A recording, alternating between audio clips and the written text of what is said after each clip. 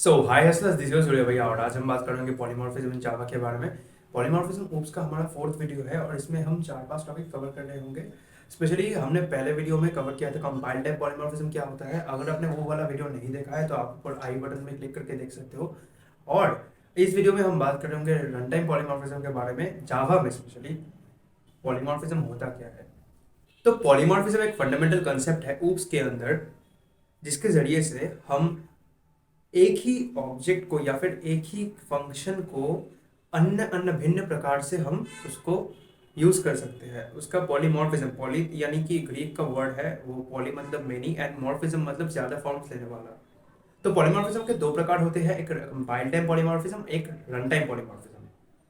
जो compiled time polymorphism है उसमें हमने बताया था कि compiled time polymorphism function overloading के यूज से इंप्लीमेंट होता है जावा में, और run time polymorphism method overriding के इस्तेमाल से जावा में इंप्लीमेंट होता है। तो आज हम पढ़ेंगे जावा में मेथड ओवरराइडिंग कैसे करते हैं। जैसे कि रन टाइम पॉलीमॉर्फिज्म के नाम से ही हमें पता चलता है कि ये कंपाइल टाइम में नहीं, ये रन टाइम में एग्जीक्यूट होगा। कि जब वो कोड रन करेगा, जब वो कोड एग्जीक्यूट करेगा, तब रन टाइम पॉलीमॉर्फिज्म को इम्प्लीमेंट किया जाएगा। कोड में कुछ होगा कि जो रन टाइम के वक्त जो प्रोग्राम होगा, वो प्रोग्राम को जब एग्जीक्यूशन टाइम के अंदर जब वो पॉलीमॉर्फिज्म इम्प्लीमेंट होगा, उसको हम मेथड ओवरराइडिंग कहते हैं। बेसिकली मेथड ओवरराइडिंग जावा में वर्चुअल फंक्शंस के थ्रू किया जाता है। तो फंक्शन समझने के लिए आपको ये समझना जरूरी है कि जो फंक्शन कॉल होता है ऑब्जेक्ट में, वो एक प्रोग्राम का एग्जीक्यूशन टाइम में ऑब्जेक्ट के जरिए फंक्शन फंक्शन कॉल होता है। और वो वर्चुअल इसलिए है क्योंकि कौन से टाइप का क्या फंक्शन कॉल होगा वो ऑब्जेक्ट के टाइप और बिहेवियर के ऊपर निर्भर करता है। तो चलिए ये एक एग्जांपल के थ्रू समझ लेते हैं। तो कंसीडर करो दो क्लासेस है, एक एनिमल और एक डॉग। तो एनिमल तो बेस क्लास होगा और डॉग डिराइव क्लास होगा। अगर आपको ये चीज नहीं पता तो आप हमारा पहला वीडियो देख सकते हो ओप्स के इनहेरिटेंस के कंसेप्ट के ऊपर। अगर वो चीज आप नहीं देखोगे तो इसमें थोड़ी दिक्कत आएगी। स्पेशली रन टाइम पॉलीमॉर्फिज्म के में हमको इनहेरिटेंस की बहुत ही ज्यादा आवश्यकता पड़ती है। तो आप बेहतर होगा कि आप वो वीडियो देख के तब फिर यहाँ आओ। तो एनिमल क्लास के अंदर एक डिफॉल्ट फंक्शन होगा जो कि उस एनिमल की प्रॉपर्टी को असाइन करेगा। जैसे कि एक एनिमल का काम क्या है, स्पीक, वॉक, रन अराउंड। तो ये सब एक एनिमल का काम है। तो यहाँ पे एनिमल का जो काम है वो तो डॉग का भी काम है, पर वो करता अलग ढंग से है, लेकिन करता तो वो भी है ना। तो देखो एनिमल कोई एक नहीं है। कोई एक एनिमल का आप ऐसे नहीं कर सकते कि वो एक एनिमल है। एनिमल के अंदर भी कुछ डिविजन्स होते हैं, जैसे कि वो dog, cat, elephant, tiger, else. तो स्पीक करना तो एक एनिमल का वर्चुअल फंक्शन हुआ ना, क्योंकि वो तो डायरेक्टली नहीं करता, क्योंकि एनिमल डायरेक्टली होता ही नहीं। वो तो डॉग या अलग अलग डॉग, कैट या अलग अलग स्पीशीज में होते हैं। तो उनका रियल फंक्शन है। और एनिमल क्लास के अंदर एक वर्चुअल फंक्शन है जो कि उसका प्रॉपर्टी है, जो कि इनहेरिट हुआ है उसके डॉग क्लास में, जो उसका सब क्लास है। तो यहाँ पे स्पीक एक वर्चुअल फंक्शन है। तो जैसे कि हम एग्जांपल में देख सकते हैं कि एनिमल क्लास के अंदर जो फंक्शन है स्पीक, वो एक स्टेटमेंट प्रिंट करता है जो कि है एनिमल स्पीक्स।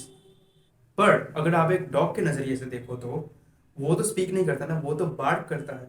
एक कैट म्याऊ करता है। ये तो बचपन में आपने पढ़ाई होगा ना, ये आप तो जानते ही होंगे।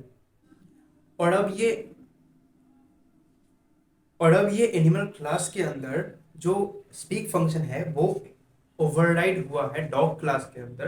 पर यहाँ पे डिफरेंस ये है कि डॉग क्लास के अंदर एक डिफरेंट स्टेटमेंट प्रिंट हो रहा है जो कि है डॉग डॉग बार्क्स।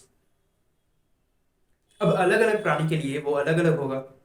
तो अब जब यहाँ पे हम डॉग क्लास के अंदर एट ओवरराइड लिखते हैं, तब जो आउटपुट निकलता है वो हम देख सकते हैं डॉग बार्क्स। लेकिन अगर अब यही एनिमल क्लास के ऑब्जेक्ट को स्पीक्स एक्सेस करोगे फंक्शन कॉल में, तो वो तो मेथड ओवरराइडिंग नहीं होगा, लेकिन फिर भी वो जो आउटपुट आएगा वो होगा। तो फिर भी वो जो आउटपुट आएगा वो होगा animal speaks, not dog barks. तो जो हमने दो क्लास कंसीडर किया है, एक एनिमल और एक डॉग, इन दोनों क्लासों में या फिर कोई भी सी भी क्लास में जावा में वर्चुअल टेबल्स होता है, जो कि फंक्शंस का जो पॉइंटर्स है उसको लिस्ट आउट करने के लिए कंपाइलर के पास एक टेबल होता है जिसके पास फंक्शन पॉइंटर्स लिखे होते हैं, यानी कि फंक्शन पॉइंटर्स को स्टोर किया जाता है। तो उसी को हम वी टेबल्स कहते हैं। तो जैसे कि एनिमल क्लास के अंदर स्पीक फंक्शन का हमको एक वी टेबल में नोटेशन या फिर एक पॉइंट मिलेगा, वैसे ही डॉग क्लास के अंदर भी एक फंक्शन होगा जैसे कि स्पीक, उसका भी डॉग क्लास का जो वी टेबल है उसमें भी उसका एक पॉइंट यानी कि मेमोरी एड्रेस। तो जब हम एनिमल क्लास के थ्रू स्पीक फंक्शन को एक्सेस करेंगे तो जो डॉग का वी टेबल है, डॉग क्लास का जो वी टेबल है उसमें से स्पीक फंक्शन का जो आउटपुट है या फिर मेमोरी एड्रेस है उसके थ्रू उसके आउटपुट को डिस्प्ले कर दिया जाएगा।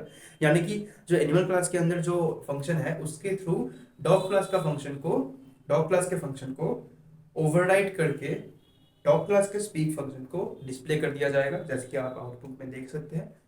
और अगर आप उल्टा करते हैं, जैसे कि डॉग क्लास के थ्रू फंक्शन स्पीक फंक्शन को अगर आप एक्सेस करना चाहे तो डॉग क्लास के वी टेबल में डायरेक्टली डॉग क्लास के स्पीक फंक्शन को उसके मेमोरी एड्रेस को एक्सेस करके उसके अंदर से आउटपुट को डिस्प्ले कर देगा।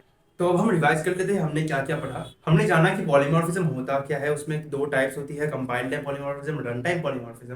कंपाइल टाइम के अंदर हमने प्रीवियस वीडियो में बहुत बात की है और रन टाइम के अंदर हम इस वीडियो में कवर किए हैं कि रन टाइम पॉलीमॉर्फिज्म होता कैसे है, उसको इंप्लीमेंट कैसे करते हैं, मेथड ओवर राइडिंग क्या होता है उसको कैसे करते हैं, मेथड ओवर राइडेशन क्या होता है, वर्चुअल टेबल्स क्या होता है। तो आज के लिए इतना ही, इजाजत लेंगे आप सभी लोगों से। Love you all, take care, see you, bye.